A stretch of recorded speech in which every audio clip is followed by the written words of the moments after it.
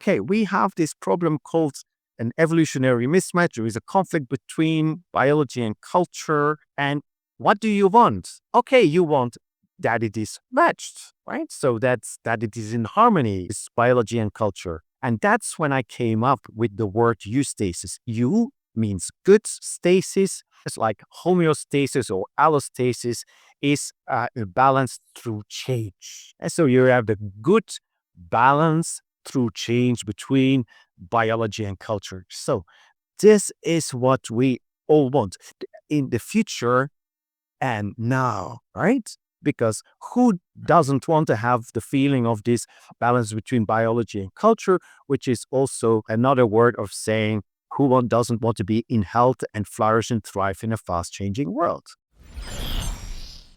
Tom, welcome to the show. How you doing today? Thank you very much, Sierra, for having me. I'm doing super fine. Like the weather in Belgium, it's finally springtime is here. Yes, With lots of sun. So I hope we can transcend that into our podcast today. well, I hope so too. You have quite a journey in working as a futurist, but also as the osteopath and many other things in your world. Especially want to talk about your journey from we'll call for charcuterie to futurist. So for those that don't know you, like what's been your journey to explore the future? Where should I start? My journey to futurist thinking started about 25 years ago during a life crisis. I'm trained as a chef. I was used to work in hotels as a waiter because I didn't really like the kitchen as such because it was a very closed environment without seeing too many people. And I'm quite a social person. And then with some traveling around the world, some living in England for a while. I'm from Belgium originally. Then, and then coming back when I was about 28, not really knowing what to do next. And a friend of mine had, in the time that I'd been away, set up a very successful gourmet deli business, charcuterie shops, and was looking for somebody. And, for making a very long story short, which I've written 2 books about the whole story, right? I did that, what he, what he suggested, because he had the success, he had the esteem in the community, he had a beautiful wife, beautiful house, beautiful car, everything. And I had nothing. And I thought, from what I can started a deli, like a sort of a franchise from his business.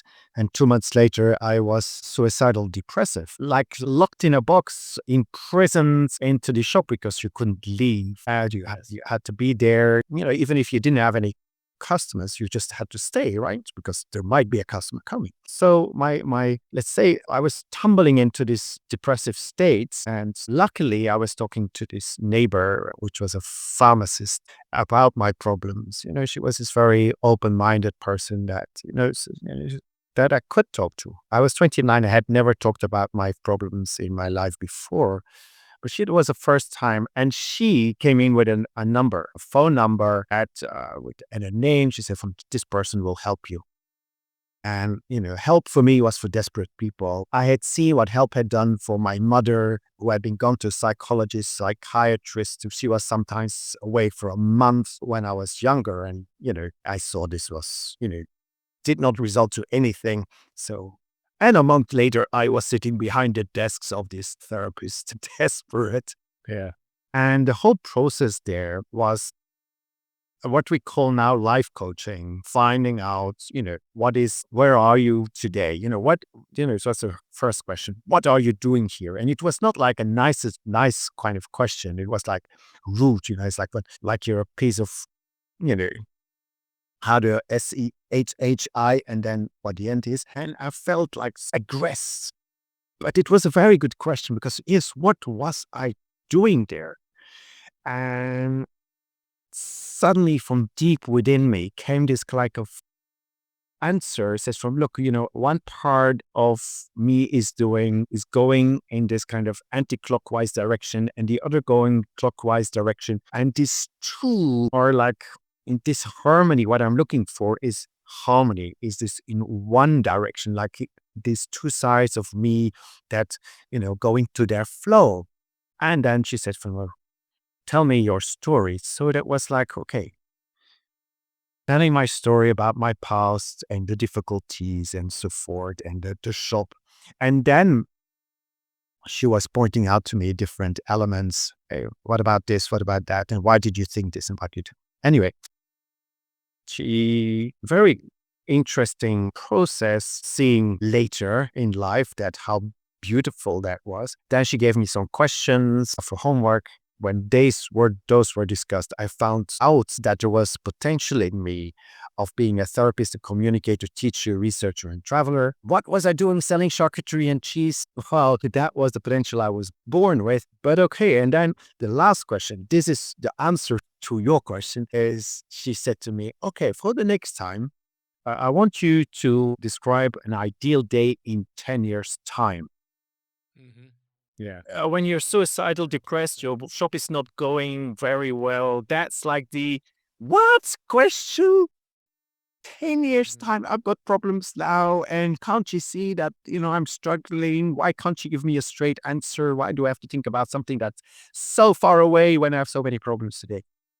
But there you go. That was my first introduction to futurist thinking. So you said that that sentence, it was obviously it's one of the hardest periods of your life, but it turned into a perfect description of your life today. Is there anything you could maybe, do you have that sentence? Do you want to paraphrase? Like, how did it, how did you, let's like, what's that first? And let's kind of talk about how you wrote. Yeah. So I went home with that and I had 4 weeks to answer it.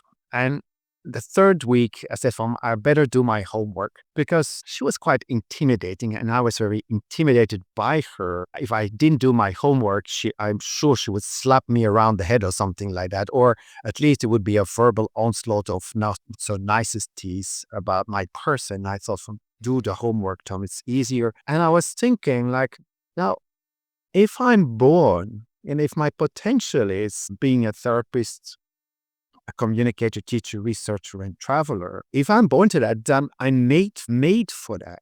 Would my life not become more into a flow? Would my life become more meaningful or more purposeful if I put that into action? And so I imagined what would a life look like in 10 years' time when I have developed this potential. And so I wrote a short story. It's like storytelling about yourself.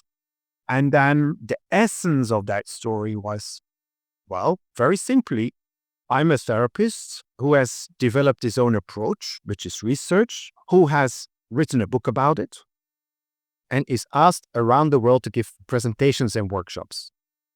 So that's the teaching, the communication, and the traveling part. And And here you are. here I am. That's my life today. Well, it's funny that every conversation I've had with, and like the pre-interview call, during the conversations with people, those who are in innovation or in futures, so many people kind of discover it, kind of fall into it. Like you had said to me that you realized it was a discipline in like 2017. Like it was, but you've been doing it your whole life. So that kind of like, I love to talk about that kind of aha, that epiphany, that discovery moment. What did it, was it a relief? Like, how did it feel for you? Well, yeah, it's like, so I first didn't really realize, when I was on a stage in Italy giving a workshop about the research approach that I had developed. And suddenly it dawned on me, my God, I'm here. I'm doing what I was set out to do. Like, I think it was 13 or 15 years before that. So it was not 10 years. But I thought I must write that down. That's the book I want to write, right? There was a book in me. I'm going to write this down. And then I started to write the book over a period of time. So from 2015, so ending it in about 2017 towards 18. And in those last months, due to a Facebook post of somebody, I was introduced to a person called Gert Lerner, who has written a book about Yes. humanity or technology versus humanity. And that inspired me. And then as if I started reading that book and as if, but hang on, what he's saying is what I've been doing on myself all along. This kind of futures thinking, having where are we going, and then deciding where you're going, and then, you know, executing that and letting your future pull you forward. And that was like an epiphany for me from, well, my God, there is something, there is a discipline that describes what I've been experiencing for that and what I'm trying to write down here in my book. So it was the final. So I had already finished the book, and then I added another small chapter to it with my that recent discovery that I also then explained as such. Look what happened to me now. I first started reading this book, and look, this is something that is actually exists. And from that moment onwards, that futures thinking, foresight became for me something very interesting because I had been living it all along. And it was like the physical proof of that it's not only about the future of technology, of businesses who have a business plan which is future oriented, but that we can use this to manage better this fast changing world. That we have to think about our future instead of always thinking or always dabbling in that past that's pushing us forward into direction unknown, which creates a lot of anxiety about the future because don't know where we are going. But now if you decide from, okay, but this is where I want to go, what do I need, what do I want, and you start from there and you come back to today and you let that pull you forward, that's a it was a completely different story. For me, anyway, the experience of that is very different. Yeah, and they're talking about different experiences. I think the one thing that's fascinating about the field is that everyone has such a varied life experiences and what they bring to that. You talked about being a chef and you trained that, like, and then you trained as a therapist. Like, that lived experience definitely shaped how you think about the future. So versus like someone who's like maybe purely through academics, like how has that shaped the way you think? Like how has it made you think about the future differently? Oh, the future is the word thing. Mhm. There are many scenarios of the future, but there are things of the future that do not change in all those scenarios. And Mhm. what I found about the future is like the past is the past, but the future you create with every choice, decision, and action you make, because that's what I've been experiencing. And so it becomes far more important Mhm. than my past. Whatever the past I have experienced, I can change the direction of my future, obviously, because I did it and I gave it a direction. Also, that direction was based on my potential, not on some random elements, which I think is also very important because many people say you can dream it so you can be it. Wait a minute, I don't think that's true. I can dream of flying. I don't know if I can actually do it. So I have Exactly. That does have its limitations.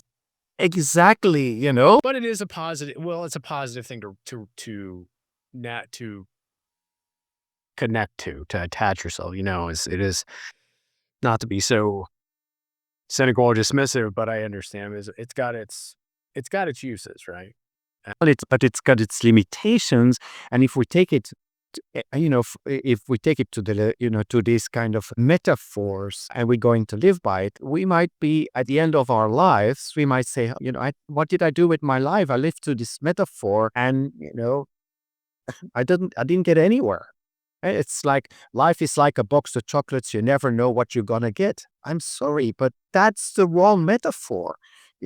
I can look up these days what in that box of chocolates, what kind of chocolates are in there, and I can know which one I like and not like, and so I will not be surprised. So, we have to be careful with metaphors that they don't become, the wrong metaphors become the wrong basis on which we build. Well, I think one of the things I find fascinating about your work is that the things you've done, right? You things you've done with being a therapist, being a chef, those, and then, when you talk, I want to get into this evolutionary mismatch. theory as well as, the hardware and software where the work that you do is very much grounded in the present, right? Present pain that needs to be solved, present issues that you can do kind of futures work, even a chef, it's about the immediate experience, the mindfulness of, especially, high end dining, right? It's like you want people to have this like sensory experience they have to be in the present, which I find so many futurists are obviously more out there forward, but I love that you are looking at this in the present moment. But the one thing that just really kind of, I think people listening to that the work that you're doing is that you told me that most of the colleagues, most of the doctors, they're using 19th century, that's the 1800s folks, um, designed for those 19th century problems. Let's talk about that. I'm gonna stop there and let you kind of take the Okay, okay. over the thing. Yeah, because we had a This is just discussion. because you're like, you'll listen to it, you're like, oh my, you're totally right. Yeah.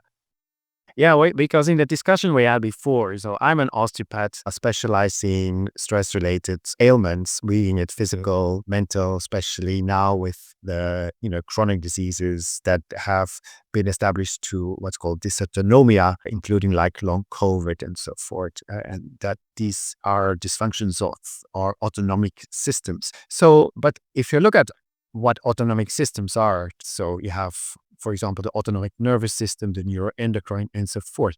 This is part of what I call our software. So this is what is directing muscles, the heart, the digestion, the immune, the inflammatory, the way you think, the way you look ahead, or your capacity to future thinking, for example. All of that is basically regulated by autonomic systems in our body. So I call this the software of our body. But if you really look at manual therapy today and the training we get is based on developments from the 19th and early 20th, developed for problems of their time, where the problems were not so much on the software part, but more on the hardware. There was physical labor. We had physical active lives. So that the impact of that physical life was also physical trauma or wear and tear, which is directly on the musculoskeletal elements, for example, on the arm, on the back, on the neck. Yes, so the biomechanical parts. So the 19th and 20th century was basically strewn with biomechanical problems, musculoskeletal disorders due to physical trauma. Today, we find ourselves with musculoskeletal conditions. And if I ask my patients, what happened? Nothing.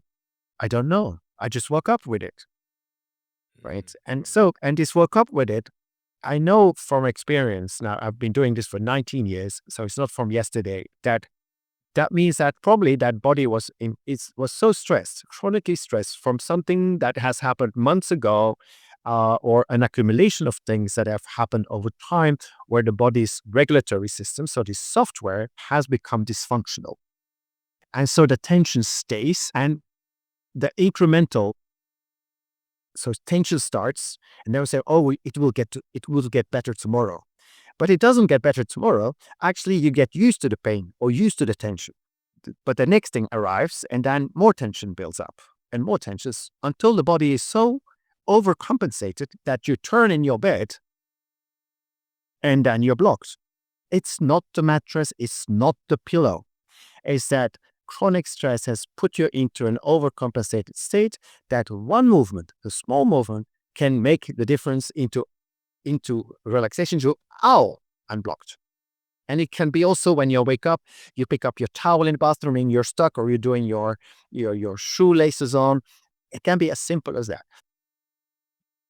Here, we cannot treat this with a hardware solution, because the cause is not the hardware, so it's not a biomechanical physical trauma, it's stress. So it's like a switchboard, no, like, how do you call it, like, in your house you have electrical circuit boards, right? And the circuit has sprung. It's yeah, the circuit board. It's the circuit. Yeah, I mean, it's this fuse. It's the fuse box. Yeah, Fuse box. which Okay, a fuse has sprung. Yeah, trips. The fuse trips, shuts itself off, switches over, and you have to go and manually cut it over if you have to. But Yeah, it's and you and it prevents a cascading failure. It also isolates the problem and shuts it down. That's the function. Yeah. And so you can, if you say biomechanically, I'm going to switch that switch back on again, and you do that, but it doesn't work because somewhere there is an overcurrent happened. So you need to treat the overcurrent, which is in the body, it's like the overcurrent comes from this software problem. Well, and this relates to what you also talked about, evolutionary mismatch, right? You and I think and I before we did I think about when you just said that, I think about the paleo diet, like the Paleolithic, how we used to eat for 12,000 years, right? Grazing, you know, eating grains or like the way we used to operate. And we did that until like the last, I don't know, 70 years, 80 years when processed foods, like it's just changed our diets, right? But we're still that human that existed for thousands of years in a certain way, right? And you talk about this from a stress response that our stress response system hasn't updated in 12,000 years. Say, but like the environment's changing at this exponential rate. We all feel it, right? The AI is even basically even more present. It's one thing to, change your skills and change your career, but it's like it's just coming at us. I mean, what does that gap cost? What is that going to cost us, or what is it costing us now as a species? So the software problem comes from that evolutionary mismatch in our stress response. So that you could say that the last 12,000 years is a couple of seconds in a 24-hour clock of our evolution. For millions of years, we have evolved, and we have, in our body, it's been created, and certain systems have been made, like our stress response, which was necessary to fight and flight, to run after food, to have food, or to run away from a predator, not to be food, right? And that needed a lot of muscular tension, muscular activity, changes in vascularizations, changes in metabolics, changes in heart rate, breath rate, immune system, the way you react with your brain. So all of that was very good for that time. But today, that same response is being useful. I don't have any internet. Yeah.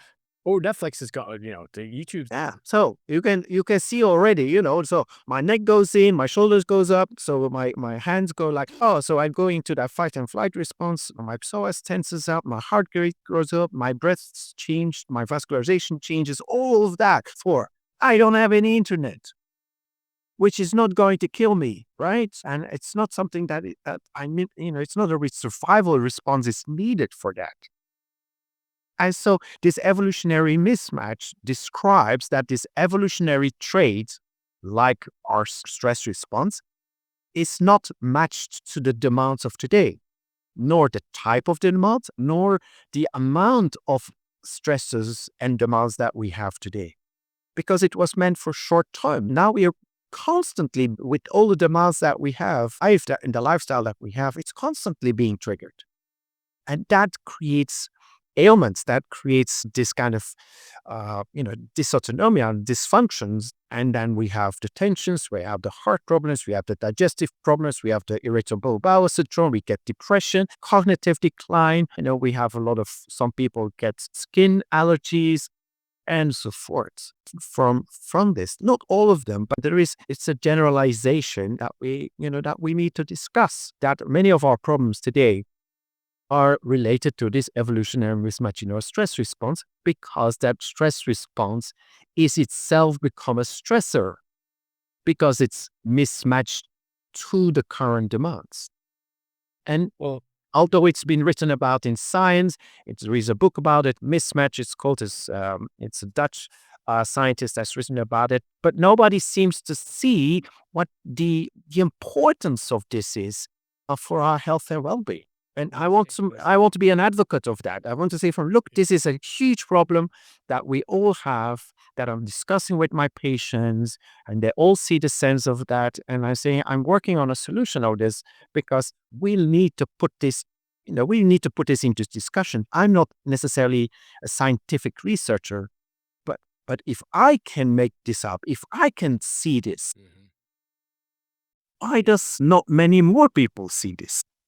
I think it could be that there is comfort in what they practice, and the desire to push change is not there for a lot of people. I think as a futurist, our kind of natural state is change. Like we look at that, and this is a curve of exponential change culturally, right? It's the biology isn't changing though. So let's put our futurist hats on. Like if we go out 50 years, what happens if we don't address this? What happens if we don't deal with this in a very, very active way? It might be very strange to say war, Okay.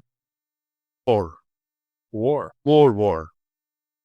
Yeah. Because But yeah, is this go to the kind of weak men make bad times, bad times. It makes strong men make, good time. It's the kind of cycle, right?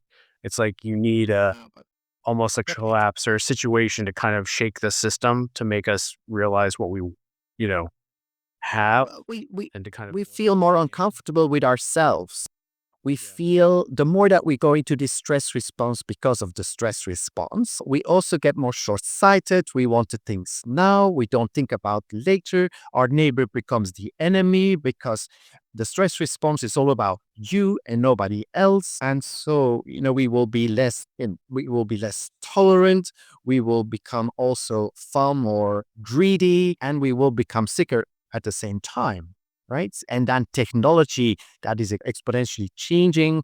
We probably are going to rebel against that because it's taking our jobs, and we become far more, how to say, aggressive, because stress creates aggression. It make somebody very love and peacey like. Huh? So love and PC. That's good. That's good. And there will be more diseases, and there will be more different diseases, more multimodal diseases, so more complex diseases. Of course, that all of that is in front of us if we don't start to think about solutions, about how to deal with this conflict between biology and culture. Well, that kind of gives us a kind of bridge into kind of this vision you have of dynamic balance, right? So you coined this term, eustasis. Yes. I understand it as good balance through change. So I'm going to let you Yes. describe it, and then Okay. we kind of explore that, and we'll kind of do some different. I want to get some different framing around it and things you've written about it. But yeah, let's start because that leads into like, okay, what happens? Let's find a balance. So yeah, can you? But let's go back to my original story. I said Yeah, that the first question that I was asked was, "What are you doing here?" Right. And I said, there you go. with this, What is yeah, and the reason is you here is this conflict that I described with my hands. So this one says this goes like that. So the first thing we have to do is, what's the problem? Okay, we have this problem called an evolutionary mismatch. There is a conflict between biology and culture. And what do you want? Okay, you want that it is matched, right? So that it is in harmony, this biology and culture. And that's when I came up with the word eustasis. EU means good, stasis, as like homeostasis or allostasis is a balance through change. And so you have the good balance through change between biology and culture. So this is what we all want in the future and now, right? Because who doesn't want to have the feeling of this balance between biology and culture, which is also another word of saying doesn't want to be in health and flourish and thrive in a fast changing world. That that is again how my past and my future and the theories I have suddenly become so meaningful, and to saying from, wow, this is the same process. So now I have instead of a sentence, what do I want the future to be? I have this like vision of the word eustasis on which I now can build what do I need to have eustasis, or what, it's not about me actually, it's about what do we need, because it's my future is our future. We are not alone, right? that's right. Yeah, like in my book, in my second book, I say, change your story, change your why apostrophe. Right. And everyone's going to experience the future differently. There's different states of that. And I think that's where a lot of scenario work kind of falls. It just talks about reductive generality. But I think in this case, how we have a way to adapt. Like you said, it's about the capacity, uh, you know, Yeah. to adapt. Yeah. So eustasis is your capacity to adapt and manage change no matter which future scenario presents itself. Yes, and I think for me, the thing that I love about this concept the most is that you don't just talk about the biological, the psychosocial, you bring in the spiritual, which is about meaning and purpose, which I think is so important. I mean, I think a lot of the neuroscience and a lot of it is just pure quant numbers and, it's just the science, right? But it doesn't understand that there's an element of meaning and purpose. And if it's, connection with a higher power, belief systems, right? That that creates balance and health in your life. If, I love that you make sure that that's there because it's a Yeah. So fine. we have the bio, psychosocial, and spiritual. Yeah. And that spiritual for me is indeed, meaning and purpose, the innate meaning and purpose, your personal, but also your collective meaning and purpose. But also, we have to start thinking about transcendence towards the next generation, for example. And here is another thing about next generational thinking, and because meaning and purpose for oneself, but also the next generation. But for oneself becomes interesting because, for example, I teach in India and many of my students believe in reincarnation. There are many societies, many cultures that believe in reincarnation. But reincarnation, that means for some, it can be anything. But I've spoken to some of my Indian friends and they say no, reincarnation as a human, that means that the next generation might be me. Yeah. Interesting to think about it And that way. if that Yeah. is, if we don't know, but so if we don't know what the future is going to bring and the next generation, if I die, we don't know what is going to happen. If we cannot be sure, then there is a possibility of no, there is no reincarnation or there is reincarnation. And what if it is? Okay, so then meaning and purpose is also what I think the information that we take with us to that life, because what we know for sure is that all the material world you leave behind. So what do you take with you is information, experience. And I want to work and I find that info and experience, that's part of meaning and purpose. No, you wrote that's great because you wrote this article and I loved reading it. It was called, and I'll have the link in the show notes for people to check it out. It's called Feeling Lost in Paradise. So Sure. you talk about the fast changing technology and this technology driven world, right? But there seems to be a lack of vision for humanity. I'm a protopian person. I believe in Me too. the individual. We have our tribalism, our greed, but I think humanity as a species, the last few 100,000 years, we're pretty resilient, but we've also had a guiding sense of where to go. So where do you think we're going? What scenario are you kind of worried about these days? And then that connects with eustasis. Like, how does that help navigate something like this? So again, looking back at that kind of futurize yourself process that I went through, Mhm. looking at that, I say from, hey, but this is what we need to do for humanity to work towards that eustasis and to counterbalance the conflict between biology and culture. And suddenly I realized, but we don't have a project human. Where are we going? What do we want? Where do we want to be for as humanity? There is no answer. So at this moment, we are being pushed forward by our biology, and I said this before, into direction unknown, que sera, sera. When tomorrow looked the same as yesterday, that was not so much of a problem.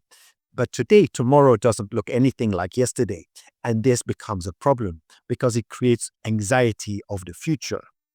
So now the thing is that if we start thinking about ourselves in 100 years' time, what would an ideal day be like in 100 years' time? 100 years is a sweet spot because there are people today that will be living in 2126. Right? And my son is if you 8, look, and yeah, he'll be yeah, so he probably will live until that age or can has the potential to. But Mhm. hey, maybe we too. If you're looking at some of the developments into longevity and, health span and lifespan, the development is billions being invested in that. Maybe they found something in the next 10, 20 years that will reverse aging. And then we might even have that chance to live that long. If we want it or not, that's another, and that's something aside. I'm not going to discuss that part, but it means that we need to think about what do we want and what do we need, because we know for sure that the technology is going to evolve exponentially. But here's another thing. Where is that evolution of that technology going? Technology is meant to augment us, it's need to help us. But if we don't know where we are going, how can technology help us if we don't have a direction for ourselves? This was the question I was asking myself into this article, right? So at the moment, I find that technology is developing in so many different directions, and some of them, because we don't have a direction for ourselves, are being created and are creating problems that did not exist before because there is no direction for it. But now, if we can imagine a future, Eustasis future with all different elements and make it into a birthright, and then every company and every single government has that as a sort of directive to align to. And there will not be less commerce. No, there will be not less things being sold, but it will have a direction. It will have more meaning and purpose. And so I believe that the economy is then supporting humans' evolution instead of now, today, I find it is more diversifying us into different elements, into even different species, I think. well, we both come up at this in a similar way, the fraction of our species, right?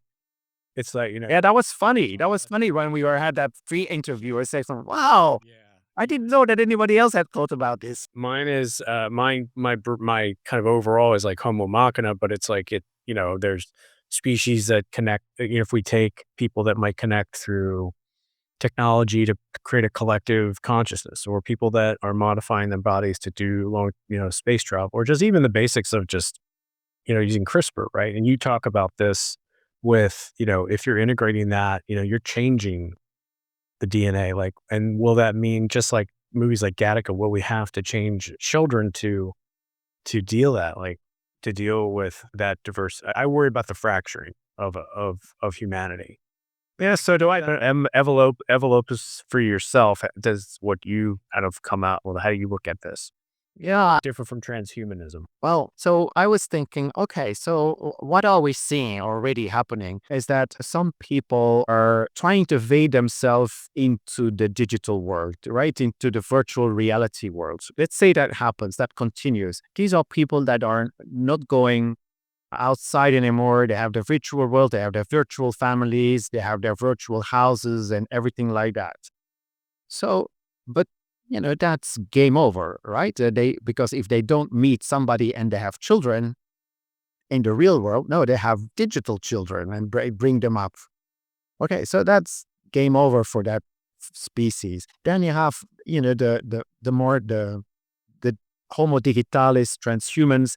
They integrate technology into themselves that is executive. So you have technologies that measure things but don't have any executive function. But here we're talking about executive. So it changes your brain function.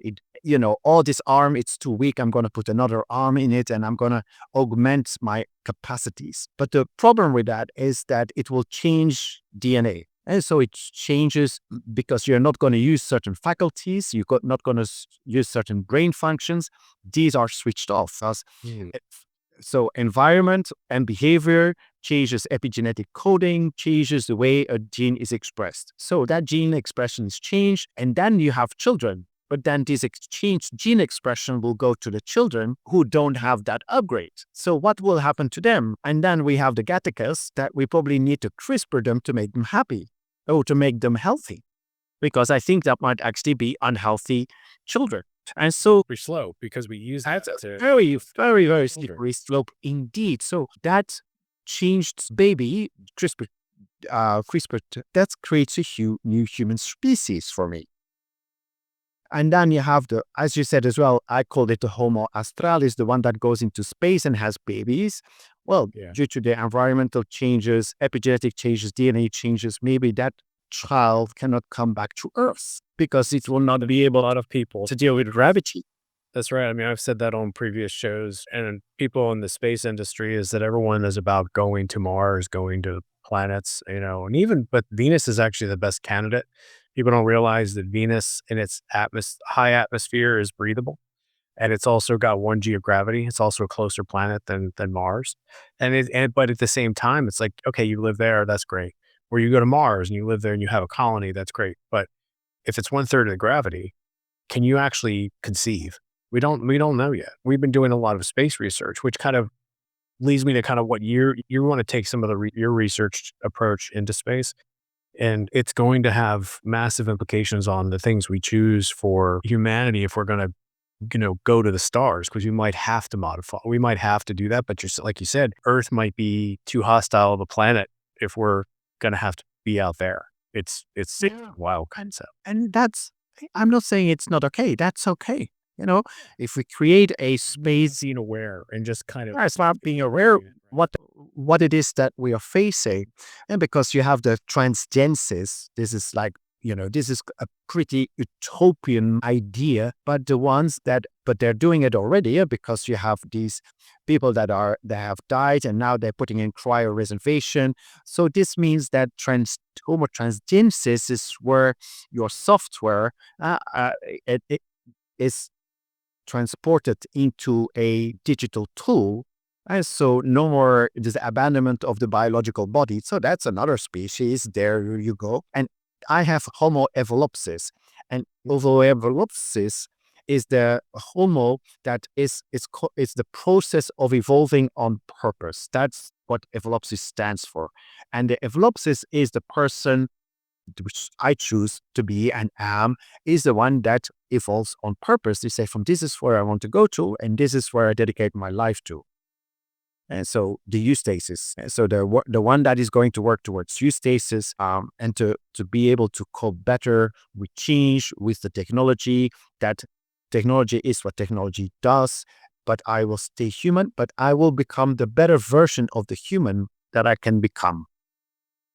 Well, if you're taking Eustasis and you're managing how humans manage stress here, you've been looking at this in terms of application for space travel, right? You're looking at like, how does the evolutionary mismatch, what does it look like on a mission to Mars? Like, what is your research approach first? Like, what do you want to explore? And then how would that like work like on a mission to Mars? Like, So let's say that, so the process that I've developed for manual therapy is how to integrate autonomic regulation, so software treatment into the hardware protocol. So that is a manual therapy approach that helps the body to back into autonomic regulation. The best way to describe it is like when a child is in distress, you give it a hug and you rub over the head, and you do on the face, for example, you do it on the arm. But by the way, you never do in the opposite direction, and never do it against the hair. It's always with the hair. And this is very interesting because that is soothing, that is calming effect, that neuroscience has shown that. And so when we're using these kind of manual techniques, especially on the head. Remember that it's another example. When you forget a name, you touch here. When you've done something you shouldn't have done, I shouldn't have done that. You grab here. When you have tensions, la la la la. Why do we do that? Okay, so I discovered that the process that I had discovered and that I was doing with my patients, that it was exactly these parts of the head that I was touching. So imagine that we teach astronauts, this kind of self-treatment, so this self-reset, Mhm. because they're in a very stressful environment, and when when stress takes the overhand, you also change, then your behavior changes, you become less tolerant of the others, there might be some more conflict, you can get a bit depression. So what if we teach astronauts this kind of technique, this the kind of self-treatment, or doing it on another astronaut, because I do it on my patients. Like if you teach astronauts how to do that on each other, and I've already taught lay people this and they can do it. So everybody can do it. So that is an approach that doesn't require any medication until a certain limit. So it doesn't solve all the problems, but maybe it can help them to be more resilient and to stay balanced longer. And also, there is no payload. You teach it, it's an information, and it doesn't cost 10,000s of euros per kilogram to get it into space. So there is a benefit in this for astronauts to learn this. But my first idea was actually for space tourists, because also Okay. space tourists are not trained like astronauts. They're not selected like astronauts, and the experience of sitting on on this big cigar that might explode any minute, the fear of that, then experiencing weightlessness and all of that is enormous for in a very very short period of time for something that is definitely creating an evolutionary mismatch, right? I think about roller coasters. Like when you come to a amusement park, right? You may like roller coaster, you may like, but you look at this thing, you kind of know the layout, but you've never been on it, right? And you're looking at this thing and you get on it, and then the sensory overlay of just the drops, the tour, and then once you've done it, it is like, how do you prepare for that, right? And I think of a ride that it's, you know, a rocket is just, a whole nother level. But I think about that, your whole body is trying to absorb the change. You just put yourself through it. So the initial idea was from, okay, I think that give private astronauts or space tourists, whatever you want to call them, give them a treatment before and after their trip, right? Because definitely before, to make sure that they're in the best optimal kind of relaxed state to go up, so that the experience is also not from a stress point in a lower stress level, and then they come back and then do the treatment again, so that stress experience from a biological level is again neutralized. Because otherwise, what I was seeing as a consequence, if you don't do that, that these are people with a lot of influence, and they have lots of businesses, and they have seen the Earth from the overview perspective, and they suddenly see from how precarious our world is, and they probably become more climate activists, as many of the astronauts do. They become advocates of we need to take care of our planet, and so they can put that into their businesses and so forth. But if they go into their stress response and they don't realize it, they become the egoistic, they become very radical, and it might just destroy all that what could have happened. All of that, these great ideas, this kind of climate conscious people might become completely the opposite and have a bad trip. Look at I can't remember his name as a real Ali, the actor who played Kirk in Star Trek. William Shatner. Yeah, he had a bad trip. He's written a book about. He's 92, I Yeah, believe. he went up and had a bad trip. He really, it really affected him very negatively. Oh, wow. I didn't know that. I thought he Straight away that he came down, he had he had this kind of, for me, it was like a man depressed state. well, it does for many people I've talked to who've done it, who've gone up or been up, the people I've interviewed. There's a sense of excitement, and then there's this sense of smallness and but there's also a lot of resolve and how beautiful this earth is and how unique it is. It definitely has a life-changing experience for many. I can't say all, but it definitely has the impact. It's interesting you share that. I thought Captain Kirk would have, you know, it's Captain Kirk, but still. But I thought he would, but I give him a lot of credit because at 92, most people, don't even want to walk down to get the mail. So, I mean, he's got a hell of a lot of energy, and I think as we kind of, cut to get to the end of this, wrapping up this wonderful conversation, things that I like to kind of rapidly go through, just kind of key things to kind of like off the top of your head that I love to get from people. And, um, the thing called the bold future question, like one thing that, okay, if there's one thing you think will be true about human health in 2050, what do you think most people would call it crazy? Like what would be the thing you think will be true? If we continue like we're doing now, what I'm seeing today, we will be worse off. We will be more Less healthy? less healthy. Interesting. I don't know. People would call you crazy. It's, it sounds not, yeah, but people, you're right. But in a way, a lot of people think everything's progressing and being solved, right? They think AI is going to solve cancer. But it's a scenario that I want to change. That's why we have this conversation. That's why we're having this conversation today. So what keeps you, you've talked about so many wonderful things. I mean, the everyday, like what keeps you inspired? Like, it keeps you going. It keeps you like revved up.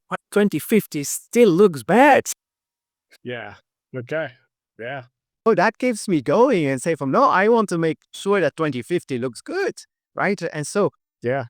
the reset approach, I've started to teach that very recently because I felt confident in teaching it. I'm 55 today. And so with that age comes also like sort of I want to pass on my knowledge. And now with, this 19 years of experience, 25 years in a way as a futurist, now I'm ready to pass this on to the next generations. But also the more people that I train, the more people feel the benefits of that. And you treat one person, but they go home and it has an effect on a family. It has an effect on the next phone call. It has an effect on the business they are doing, on the business relationships they have. Well, and that leads me to the legacy question. So say 50 years from now, past the 2050, 2075, when you're looking back at a, a great career, great, I'm not saying this is the end of the road, but like what do you hope people say about your contribution? Like what you did for For society humanity, behind. I really hope that there is a reset approach practitioner in every single community around the world and into space. Explain the reset practitioner. So the reset approach is the reset is a return to ease. That's a REASET. So Mhm. for health to express itself, we need to be at ease. In ease, that means that we are able to adapt and manage change, and that we can have the stress where we need it and go into relaxation where we need it as well. It's like another way of saying eustasis on the biological level. And then you still have the Mhm. psychological, social, and the spiritual. So, and by today's problems, as we said before, many of today's problems are software have a so this is what we need to bring into balance. First, this is what the reset approach does. It's a full body approach that doesn't only focus on the autonomic nervous system, but also on the central autonomic network, central autonomic nervous system, neuroendocrine, and the immune inflammatory system that we see as a whole. We help it into ease. So we calm the body. And so from then we do the symptom treatment of the patient. So it's not an alternative, it's not a complementary approach, it's an integrative approach. You integrate it into your manual therapy practice. Or, for example, you integrate it into cancer treatments. You integrate it before and after an operation. To do what? To make those operations, to have that cancer treatment have more success. Because the success depends on the state of the body. If the body is in stress, its immune and inflammatory system doesn't work. The digestion is inhibited. Your heart rate is too high. Your breath rate changes. That changes metabolics. Your vascularization has changes. All of that helps you into healing is actually, has a sort of a short circuit. How do you want then that treatment works? It will have an effect. So I'm That was going to presenting a sort of a system from we do this pre-treatment and then you do your treatment. So you, doctor, whatever you do, that your results have more impact, are more effective. because the effectiveness of that medication that you're giving, of the surgery that you're giving, of whatever you do is impacted by the stress state of the body. That's great. So tell me this. Where can people find you to dive into deeper thoughts of Tom's deeper thoughts? Deepest thoughts. Okay, you can find me on LinkedIn. Mm-hmm. I think that's the first place where most people find me. But then you have futurizeyourself.com or theresetapproach.com. That's more for therapists and people that are looking for information more about this reset approach, about this way of thinking about manual software approach into manual therapy and other techniques. But Futurize Yourself is where you find the links to my books and all of the futures thinking ideas that I have. So you have the Futurize Yourself. At the moment, I have rewritten that book, and that will come out again like a second edition sometime this year. And then you have the Futures Effect, where I explain how to develop a DNA for your future. So a DNA that we haven't talked about, I think, but it's stands for that what does not alter, but can be expressed in different ways, so that you can make a vision for the future for yourself on something that does not alter. And that is my DNA, is that kind of my potential. What do I want to feel? And my aspirations for the rest of my life. I know these elements won't change at all. They express differently, but they don't change. Great. Tom, thanks for being on the show. Great conversation. Thank you very much for inviting me. Really appreciate it. Really do. Great. Thanks a lot. Thanks for listening to the Think Forward podcast. You can find us on all the major podcast platforms and at www.thinkforwardshow.com, as well as on YouTube under Think Forward Show. See you next time.